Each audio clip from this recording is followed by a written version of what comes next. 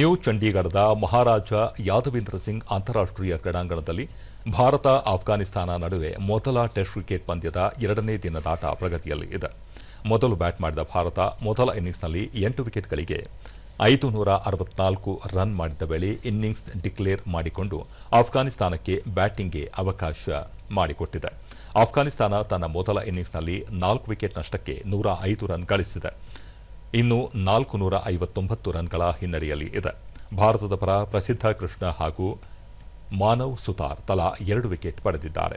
ಇದಕ್ಕೂ ಮುನ್ನ ಮೊದಲು ಬ್ಯಾಟ್ ಮಾಡಿದ ಭಾರತದ ಪರ ಕೆಎಲ್ ರಾಹುಲ್ 100 ಹಾಗೂ ಶುಭ್ಮನ್ ಗಿಲ್ 126 ರನ್ ಗಳಿಸಿದರು.